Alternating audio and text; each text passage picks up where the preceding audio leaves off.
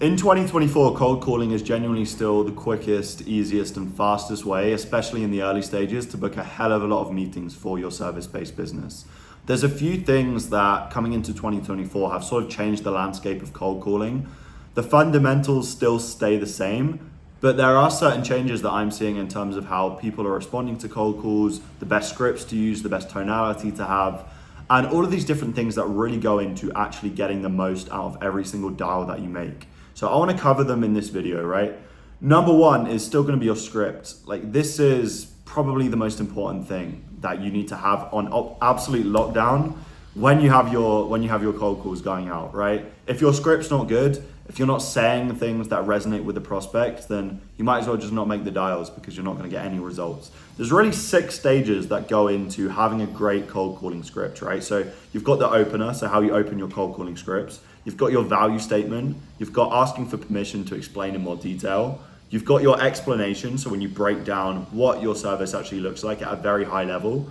You've got confirmation, right? So confirming that they're aligned with that. And then you've got your call to action, where you ultimately ask for the meeting, right? So if you have these 6 stages on lock, and if you do them all properly, you're not really gonna have an issue with your script, right? So I just wanna give you an example. So for the opener, like, a lot of people are biased towards permission-based openers, so pattern interrupts, if you will. So, hey, do you have 27 seconds for me to tell you why I'm calling? Or, hey, do you want to give me 30 seconds, or do you want me to hang up now? And whilst these things work, like, they don't have the same uniqueness, and they don't have the same attention grabbing skills as they once did, because everyone's using them, especially in local business niches, especially if you're cold calling in a more saturated niche where they're used to being called multiple times a day. You're not going to be the only one using this type of pattern interrupt. So what I like to do from an opening perspective is hit them with something like, hey, this is Max, or no, I've not spoken before, but would you have any objections for me just to tell you exactly why I'm calling? And then you can continue the conversation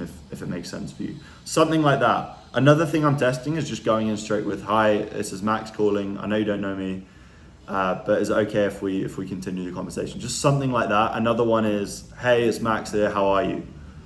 Right?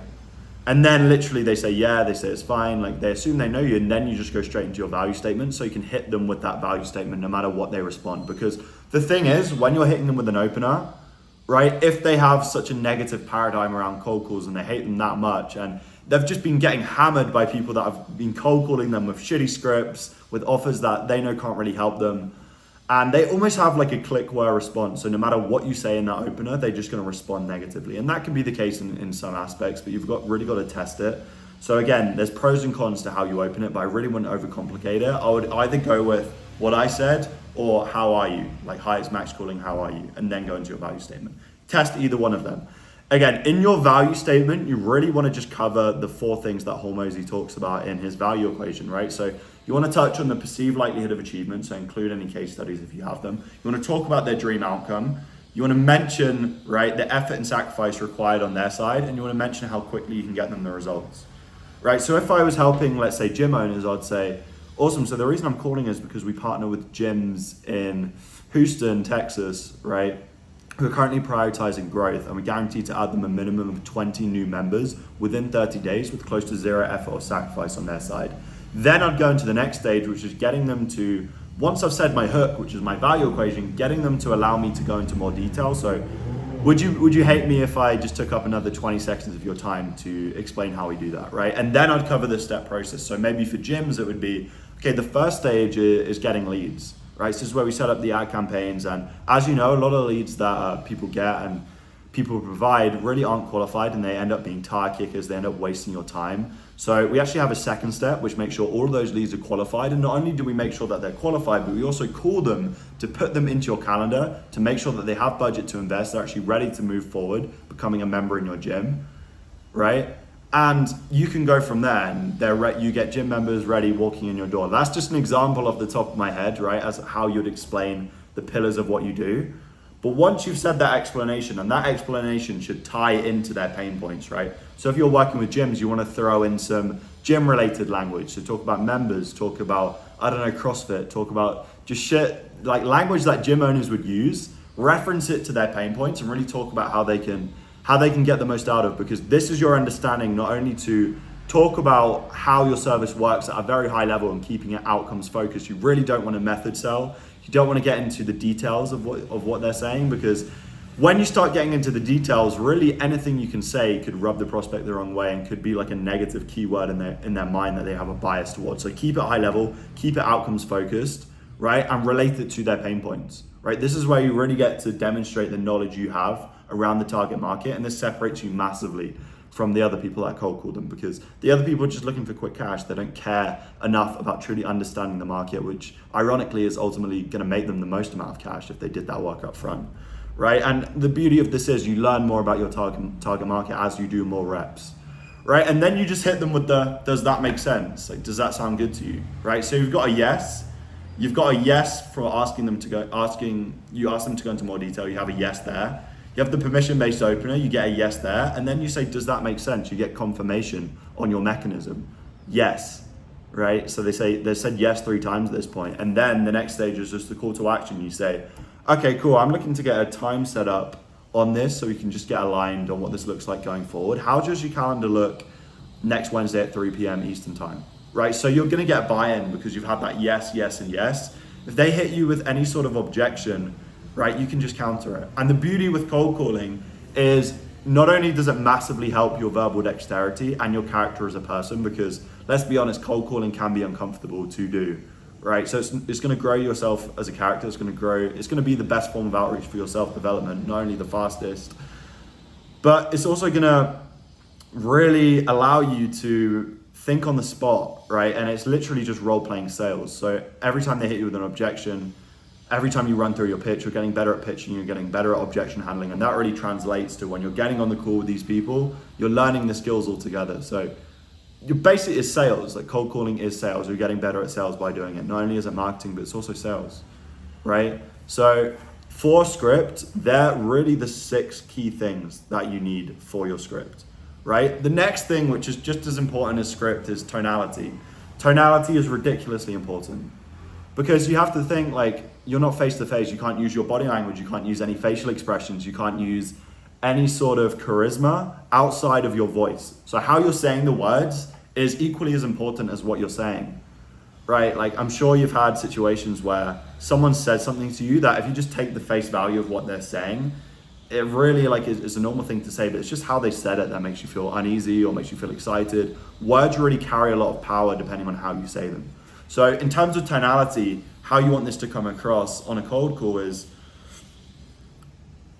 you want to be confident, you want to have resolve. So you don't want to have this like pumped up certainty where you're sounding like a hypey salesman, where you're throwing all these jargon words in, where you really sound like one of those like overly enthusiastic people, and it just feels weird to be around. It's like too much energy. You want to have, instead of certainty, pumped up certainty, you want to have something which is called resolve, right? So it's almost like the words that you're saying carry huge weight because of it's how you're saying them, right? So you're speaking with complete confidence, with complete, almost a sense of calmness as you're saying these words, right? So it can truly resonate with the prospect, and they can sense, okay, what this person's saying, like they're speaking from like what ultimately needs to sound like you have 10,000 hours of experience in this area. Whether that's true or not, it's just about how you're saying it. So a key thing to do here is really just to record your cold calls.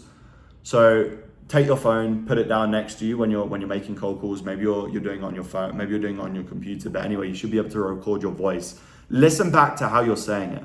Listen back to how you're saying the words. Listen back to how you're using upward inflecting tonality, downward inflecting tonality, how you're putting emphasis on certain words, what your cadence is like. So you don't want to sound monotone. You really don't want to stay at one pitch. You want to add some variation in that, right? You want to slow down when you want prospects to listen. You want to speed up at certain aspects when you can just run through these things, right? So really focus on how you're saying the words, because it's going to carry huge weight. And you can't really make amendments to your tonality unless you're recording yourself and listening back to how you're saying the words. Once you've got your script on lock, once you've got your tonality on lock, it really just becomes a case of just doing more reps, picking up the phone more times, making more dials, because you're going to get a lot closer to a winning script. Like even if you use this framework for a script, it's definitely going to work, but our goal is to have the highest amount of leverage here, right? And get the best results. So we can put the least amount of time in and get the most amount of results. And that's going to be done by doing enough reps to have enough data to keep testing, right? So we can get closer to finding that winning script.